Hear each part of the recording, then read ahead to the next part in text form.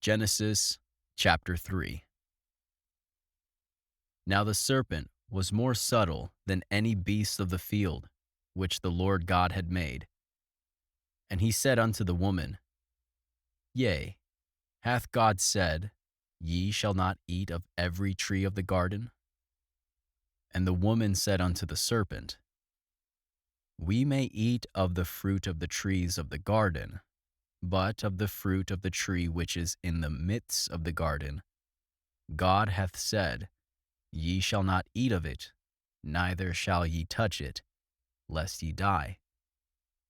And the serpent said unto the woman, Ye shall not surely die, for God doth know that in the day ye eat thereof, then your eyes shall be opened, and ye shall be as gods, knowing good and evil.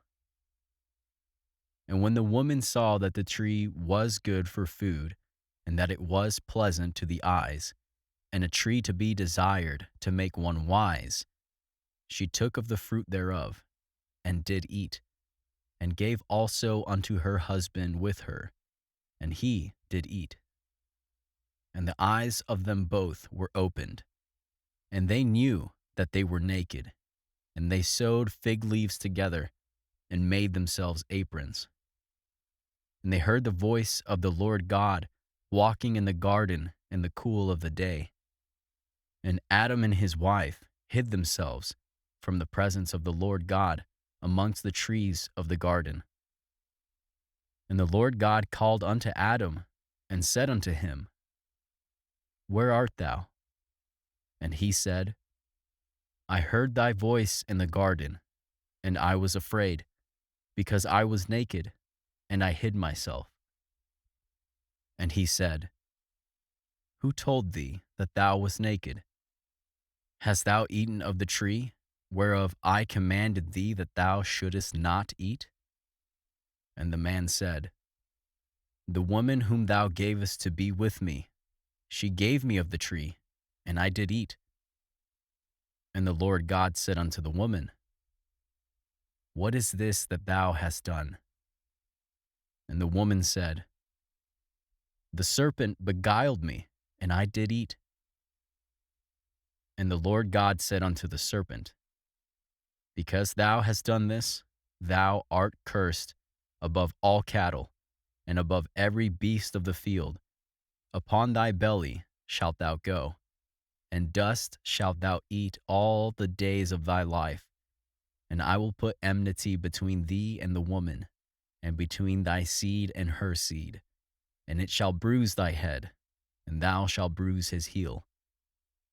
Unto the woman he said, I will greatly multiply thy sorrow, and thy conception.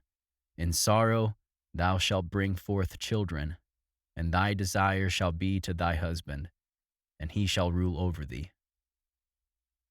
And unto Adam he said, Because thou hast hearkened unto the voice of thy wife, and hast eaten of the tree, of which I commanded thee, saying, Thou shalt not eat of it.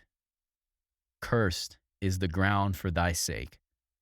In sorrow shalt thou eat of it all the days of thy life.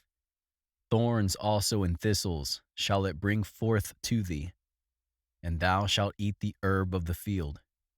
In the sweat of thy face shalt thou eat bread, till thou return to the ground.